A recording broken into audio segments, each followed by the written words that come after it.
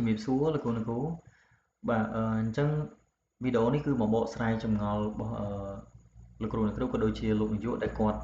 មានចម្ងល់កន្លែងស្ថិតិបុគ្គលិកក្នុងសាលារៀន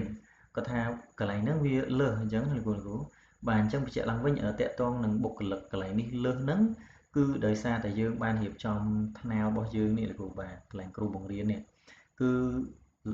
លោកគ្រូគឺបង្កើតឈ្មោះគ្រូឈ្មោះនាយកសាលាហើយដោយសារតែនាយកសាលារបស់ខ្ញុំហ្នឹងគឺគាត់មានថ្នាក់មួយដែរគាត់បរៀនដែរលោកគ្រូបាទអញ្ចឹងវាធ្វើឲ្យយើងរាប់ស្ថិតិទៅគឺគេរាប់តាមហ្នឹងបាទអញ្ចឹងវាធ្វើឲ្យលើសអញ្ចឹងឥឡូវឧទាហរណ៍ថាសាលារបស់ខ្ញុំអញ្ចឹងមានគ្នាតែ5នាក់ទេមានគ្រូបង្រៀននៅក្នុងសាលាជាក់ស្ដែងមានតែ5នាក់ប៉ុន្តែស្ថិតិវាលោតទៅ6បាទអញ្ចឹងបញ្ហាដែលលើសហ្នឹងគឺដោយសារតែលោកគ្រូចូលមកកន្លែងគ្រូបរៀននេះមកបាទយើងឃើញដូចអញ្ចឹងពីដំបូងឡើយគឺអ្នកគ្រូតូចលេមអញ្ចឹងគាត់បរៀន2ថ្នាក់គណនេយ្យគាត់មាន2ដែរអញ្ចឹងគេរាប់ថាបុគ្គលិករបស់យើងមាន2ដែរអញ្ចឹងណាគ្រូអញ្ចឹងបន្ទាប់មកយើងបាន add វីដេអូមកខ្ញុំបានបង្ហាញពីរបៀបadd ថ្នាក់ចូលទៅក្នុងគណនេយ្យតែមួយហើយយើងលុបគណនេយ្យមួយចេញប៉ុន្តែមានចម្ងល់ត្រង់ថាចុះបើសិនជានាយកសាលាបរៀនដែរអញ្ចឹងនៅក្នុងសាលារបស់ខ្ញុំជាក់ស្ដែងក៏លោកគ្រូនាយកគាត់បរៀនដែរអញ្ចឹងយើងត្រូវធ្វើម៉េចបើអញ្ចឹងដំបូងគឺលោកគ្រូត្រូវទៅយកអាថ្នាក់ទី4របស់គាត់ហ្នឹងគឺយកមកបញ្ចូលនៅក្នុងគណនេយ្យរបស់ director ហើយសូមបញ្ជាក់លោកគ្រូថាលោកគ្រូអាចលុបគណនេយ្យគ្រូបរៀនបានប៉ុន្តែអត់អាចលុបគណនេយ្យ director បានទេបើលុប director ចេញគឺពិបាកក្នុងការបង្កើតអញ្ចឹងមានបញ្ហាអញ្ចឹងបើសិនជាលោកគ្រូដែលមាននាយកសាលាឬក៏នាយិកាគាត់បរៀនដែរសូមយកគណនេយ្យរបស់គ្រូហ្នឹងបន្ថែមមកចូលក្នុងថ្នាក់ director អញ្ចឹងដំបូងលោកគ្រូចុចមកកន្លែងពាក្យថ្នាក់នេះមកលោកគ្រូបាទ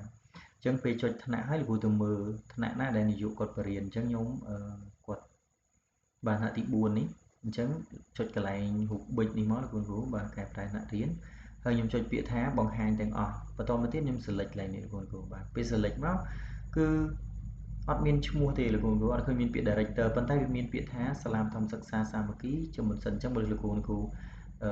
ដែលជានាយកហ្នឹងគឺគាត់មិនលោតឈ្មោះកន្លែងហ្នឹងអញ្ចឹងលោកគ្រូចុចមកកន្លែងសាលារបស់លោកគ្រូហ្នឹងមកបាទហើយខ្ញុំចុចពាក្យថាកែប្រែថ្នាក់រៀនអញ្ចឹងក្រោយពីកែប្រែថ្នាក់រៀនបានជោគជ័យហើយលោកគ្រូចុចទៅកន្លែងគ្រូបង្រៀនវិញបាទអញ្ចឹងពេលលោកគ្រូចុចមកកន្លែងគ្រូបង្រៀននេះអញ្ចឹងគណនេយ្យរបស់ director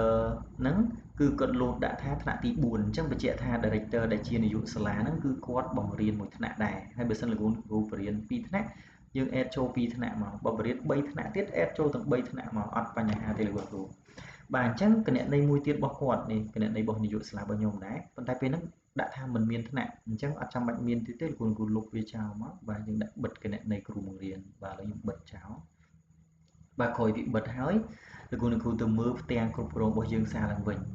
បាទអញ្ចឹងដំបូងបុគ្គលិកនេះមាន6ដោយសារតែខ្ញុំអត់ទាន់បានលុបលោកគ្រូបាទអញ្ចឹងឥឡូវខ្ញុំលុបគណនេយ្យដែលអត់ប្រើប្រាស់មួយចេញទៅគឺ